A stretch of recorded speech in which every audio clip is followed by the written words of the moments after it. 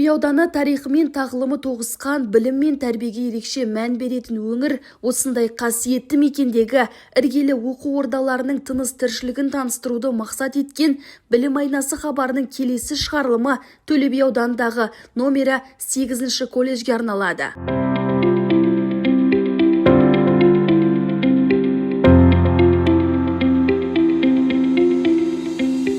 1942 жылы негізі қаланған бұл білім ордасынан бүгінгі күнге дейін 32 мыңнан астам түлек түлеп ұшқан. Өткен ғасырдың 80-90 жылдары халықаралық деңгейде танылған бұл оқу орны бүгінде бай дәстүрін сақтай отырып, 7 мамандық бойынша білікті кадр даярлап келеді. Колледждің тарихына үңілетін болсақ, мынау соғыс жылдары 1942 жылы қабырғасы қаланған колледж. Сол 42 жылдан бері қазіргі таңда 33 мың жастар осы колледждің қабырғасынан мамандық алып шығып, қазір еліміздің түкпір-түкпірінде қызмет атқарып жатқан жағдайлары бар. Ал мынау 80-90 жылдарға дейін бұл колледжде халықаралық деңгейде колледж болды. Бұл жерде Вьетнамнан, Моңғолиядан, Ресейден келген студенттер білім алған. Сондықтан мен бұл колледжге келгеніме қазір 2 жыл болды. Сол 2 жылда көптеген жетістіктерге жетіп отырмыз. Ол ең алдымен маған қиындық туғызбағаны, WorldSkills чемпионаттарында орын алғаным, ол біріншіден республикалық деңгейде мен Түркістан облысының техникалық делегаты болдым. Сондықтан мынау әдістемелік жағынан маған колледжде жұмыс жасау қиындыққа әкелген жоқ. Ал екіншіден, бұл жаңа айттым ғой, халықаралық деңгейдегі сондай кәсіби педагогтардың жаңа өздерінің мамандықтарымен жұмыс жасау, өздерінің жаңа фундаменті бұрыннан қаланған сондай керемет потенциалы жоғары ұстаздардың арқасы. Сондықтан осындай жетістіктерге жетіп отырмыз. Ал мына былтырғы жылы біз 16 құзыреттіліктен 12 орын алып келген болсақ, биылғы жылы WorldSkills Түркістан чемпионатында 16 мамандықпен қатысып, 15 жүлделі орынды алып келдік. Оның ішінде бір студентіміз, Жихангер деген студентіміз, құрғақ құрылыс мамандығы бойынша кеше республикалық ұлттық WorldSkills чемпионатына барып, 20 өңірден келген колледждердің 20 өңірден келген студенттердің алдынан оза шығып, 2-ші жүлделі орынды алып келіп отырмыз. Қазір сол жүлделі орынды табыстау біздегі кішігірім марапат береміз.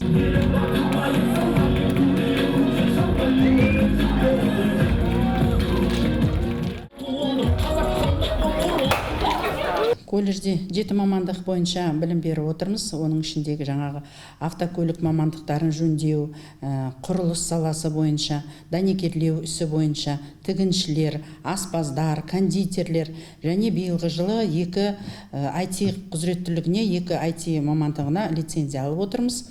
Келесі жылы мемлекеттік тапсырысқа оған сұраныс береміз. Ал мынау биылғы жылы бізде 900-ден астам студентіміз бар. Былтырғы жылы 1000 студенттен артық студентіміз болған. Мынау техникалық және кәсіптік білім беру жүйесіндегі жаңа реформаларға байланысты биылғы жылы бізде 2 жыл 10 айымызда оқуды бітірді, 1 жыл 10 айымызда оқуды бітірді. 825 баланы түлек етіп шығарып салдық мамандық беріп қолдарына. Сондықтан биылғы жылы бізге өте қиын болатын. Ал қалай болады деген бізде сондай күмәнде болған, бірақ биылғы жылы біз тағы да 675 баланы қабылдап отырмыз. Оның үстінен жаңағы кәсіби бағдар беру жұмыстары жақсы жүрді. Сосын кейін колледждің білім сапасынан, чемпионаттарымыздан көптеген орын алғандығымызға байланысты осы өңірде сұраныс көбейді. Сөйтіп, қайта 125 баламыз келіп тұрып, жаңағы оқуға түсе алмай қалған балаларымыз да болды. Колледждің жатақханасында бізде 100 орын бар. Бірақ бізде 100 орын балалар толық келмейді. Осы өңірдің балалары болғандықтан бізде 30-40 бала ғана келеді. Ал қысты күні жаңағы алыс ауылдағы қар басып қалғандарына байланысты сол 50-60-қа дейін көтеріледі. Одан артық көтерілмейді, 100 орынмен қамтамасыз еттік. Былтырғы жылы Түркістан облысының білім басқармасы біздің осы жатақханамызды жөндеп берді және 3 шеберханамыздың ғимараттарын жөндеуге қаржы бөлді. Қазіргі таңда колледждің 50% жөндеу жұмыстары аяқталды. Келесі жылға тағы да жөндеу жұмыстарына сұраныстар беріп жатырмыз. Мынау материалдық техникалық базамыз біздің WorldSkills стандарттарына байланысты толық қамтамасыз етіліп отыр.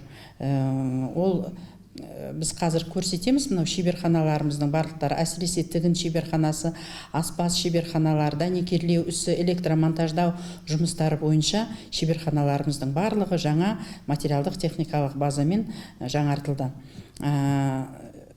Ыстық тамақпен қамтамасыз етіп отырмыз. 100% студенттеріміздің барлықтары тамақты, ыстық тамақ ішеді. Ал мынау практикаға кеткен кезде өздерінің счеттарына салынады. Жалпы жұмыспен қамту енді біздің өңірде үлкен мекемелер болмаса да, көпшілігі Шымкент қаласына барып жатыр. Мынау 75-80%-ды жұмыспен қамту бізде жақсы жолға қойылған. Осы жерде біздегі атап өтетін болсақ, мынау Қазпласт мекемесі бар, үлкен мекеме, тігіншілерімізді сол жерде жұмысқа орналасып жатыр, және аспаздарымызды. Мынау биылғы жылы ол жерде Каусар деген үлкен жаңа кафелерін ашқалы тұр, сол жерге біздің студенттер дайындап жатыр. Тау деген мекемеміз бар, осы Төле би ауданы туризм саласы болғандықтан демалыс орындары өте көп. Сол жерге аспаздарды, тігіншілерді, дәнекерлеушілер сол жерге жұмыспен қамтып отырмыз. Стипендиямыз бірінші курсқа келген студенттеріміздің 100% стипендиямен қамтамасыз етіліп отыр. Ал екінші, үшінші курстың студенттері егер жаңағы 3 алмаса, барлықтары стипендиямен қамтамасыз етіледі. Биылғы жылы мынау жұмысшы мамандықтар жылы болғандықтан біз жылдағы қарағанда 10 есе артық жұмыс істедік деп айтсақ болады. Өйткені біздің әлеуметтік серіктестермен бірлесе отырып көптеген жұмыстар жасадық. Әсіресе мынау кәсіби бағдар беру жұмыстары, ашық есік күндерін көрсетіп, мектептегі студенттерді өзіміздегі болып жатқан конкурстарға, чемпионаттарға келіп көріп, сол жердегі Junior Skills чемпионатын өткіздік. Мектептің оқушылары біздегі мамандықтармен танысып отыр. Тек қана мектеп оқушылары емес, ол оқушылардың ата-аналары да келіп, бұл жерде қандай мамандықтар бар, қалай жұмыс жасау керек, соның барлықтарын өзіміздегі жаңағы материал техникалық базада қалай балаларымыз жұмыс жасап атқанын барлықтарын көрсетіп отырмыз бүгінгі таңда. Колледж бүгінде әлемде сұранысқа ие мамандарды даярлауға басымдық беріп келеді. Атап айтқанда автокөлік жөндеушісі, құрылыс, аспаз және токарь мамандықтары бойынша білікті кадрлар дайындалады. Ал келер жылдан бастап IT саласы бойынша жаңа 2 пәнді іске қосуға жоспарланған. Мұнда өз ісінің шебері, тәжірибелі ұстаздар еңбек етеді. Ал шәкірттер ұстаз берген білімді толық меңгеріп, түрлі байқауларда колледждің абыройын асқақтатып жүр. Оқу орнының жетістіктері аз емес. Түсірілім барысында біз WorldSkills жарысынан дайындалып жатқан ұстаз бен шәкірттің ақылды үйді басқару жобасын жасап жатқанын көрдік. Заманауи технологияға негізделген бұл жұмыс бізді де таң қалдырмай қоймады. Бұл студенттің қазір жасап жатқан шығармашылық жұмысы ақылды жүйе және жасанды интеллект деп аталады. Бұл жерде мысалға айтқан кезде қазір үйлердің ақылды үй қылып жасап жатыр. Умный дом дейді ғой. Соның ішінде біз ең жұмыстың негізі қылып, мынау Қытайда жасалып шыққан Oni релесін пайдаланып отырмыз. Бұл жерде үйдің бүкіл системасын неге жаңағы Алисаға келтіріп, дауыспен жұмыс жасайтын жасайды. Бұл жерде мысалы мынау мекеменің болмаса үйдің охранасы дейді ғой, күзет аймағын қоңырауға қосқан жаңағы бір бөгде адам болмаса басқа нәрсе кірген кезде қоңырау ұрып светтердің бәрін жағып жібереді. Және үйдің жаңағы кухнясын жаңағы туалет жаңағы санузелдерді автоматика қылып жаңағы есікті ашқан кезде автомат түрде вентилятор сорылатын осындай ақылды жүйеге орналастырғанбыз.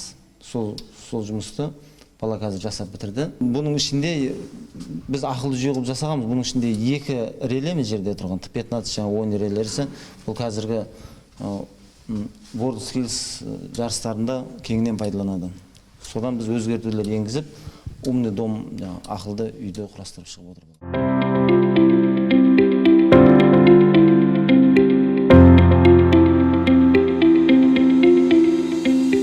Мен бұл колледжге 2024 жылы түсіп, біз ең алғаш рет Түркістан облысына интеллектуалды сайысқа бардық. Ол жерден 2-ші орын, жүлделі орын алып келгеннен кейін ол бізге үлкен бір мотивация болып, содан бері міне қаншама жарыстарға қатыстық. 2024 жылы Астана қаласында өткен жұмысшы мамандықтар қаласына форумға бардық. Сонымен қатар біз 2024 жылы Төле би ауданында үздік жас белсенді номинациясын алған болатынбыз. Содан кейін біз осы Астана қаласында өткен этнос жастар арасындағы елім дегендер атты сайысқа барып, көркем сөз оқып, өз шеберлігімізді танытып, жүлделі орынмен қайттық. Сосын тағы да интеллектуалды сайыс болды Түркістан облысында. Ойқада қатысып, міне биыл 2025 жылы біз Төле би ауданының, мен өзім ассамблея жастарының төрағасы болдым. Осылайша колледжіміздің президенті ретінде осылай жұмыстар атқарып, қаншама жарыстарға қатысып жатырмық. Осының бәріне бізге мүмкіншілік беріп жүрген алдымен де колледжіміздің директоры Калиева Нұрсұлу Әбдешқызына алғысымызды айтамыз. Өйткені бізде қаншама жарыстарға қатысып жатыр, форумдарға, шет қалаларға жіберіп жатыр. Бізге үлкен колледжімізде мүмкіншіліктер жасап беріп жатыр. Дәл осылай бізді қолдап жүрген колледжіміздің ұстаздарына, ата-анамызға үлкен алғысымыз шексіз. Жоғарыда айтқанымыздай, ауданда түзету мекемесі орналасқан, ондағы жазасын өтеушілерге де білім беріп мамандыққа баулып отырған оқу орындарының бірі осы номері 8-ші колледж. Қазіргі таңда мұнда 6 мамандық бойынша 11 ұстаз дәріс береді. Түзету мекемесінде жалпы саны 168 адам білім алуда. Жазасын өтеушілердің жас ерекшелігіне шектеу қойылмайды. Оқуға ниеті бар, әрбір жанға мүмкіндік бар. Дегенмен білім алушылардың басым бөлігі 20 мен 40 жас аралығында екен. Қуантарлығы жазасын өтеп шыққаннан кейін алған мамандығы бойынша жұмысқа орналасып, тіпті өз кәсібін дөңгелетіп отырған азаматтар да аз емес дейді жауапты маман. Бұл білімнің адам өмірін өзгертуге қабілетті екендігінің айқын дәлелі. Ол жерде біздің 10 оқытушыларымыз бар, өзімен 11-мін. Сол жерде оқу жұмыс жоспарына сай негізіне алып, сабақ дәріс берудеміз. 6 мамандық бойынша электрик, дәнекерлеуші, тігінші, автомеханик, ағаш ұстасы, токарь жаңағы 2 тобымыз бар. Жалпы былай алғанда мемлекеттік тапсырыс бойынша біз мамыр айында 55 мекемеден тапсырыс алған болатынбыз. 178 оқушыда алдық. Қазіргі таңда 168 оқушымыз бар. Себебі қалған 7-еу әртүрлі жағдайлармен, жаңағы сот шешіммен жеңілдету или ерте мерзімнен босау мақсатында кеткен. Талпыныстары бар. Негізі бұлар қазір осы жерге келіп енді ойланатын жағдайларда көп, уақыты көп дегендей. Жаңағы сыртқа шыққаннан кейін дипломмен шығып, жұмысқа орналасуына өздері ниеттеніп отыр. Дипломмен жұмыс істеген жақсы екен ғой деп. Ал өзіміздің осы Ленгір, Төле би ауданында Ленгір қаласында шыққан азаматтар, сөйде оқып диплом алып, өздері автосервизді алып, арендаға алып, өздері уже жұмысшыларды қабылдап, жаңағы шартқа отырып жұмыс істетіп жатқан жағдайлар бар. СТО-да. Қай жерде болмасын, білімге деген ұмтылыс пен мүмкіндік болса, адам тағдырын өзгертуге жол ашылады. Төле би аудандағы номері 8-ші колледж соның айқын дәлелі. Мұнда тек маман даярлап қана қоймай, қоғамға қайта бейімделуге, жаңа өмір бастауға нақты мүмкіндік беріліп отыр. Білім мен тәрбие қатар жүрген бұл оқу ордасы алдағы уақытта да елге қажетті, біліктілерді, білімділерді тәрбиелей беретіні сөзсіз.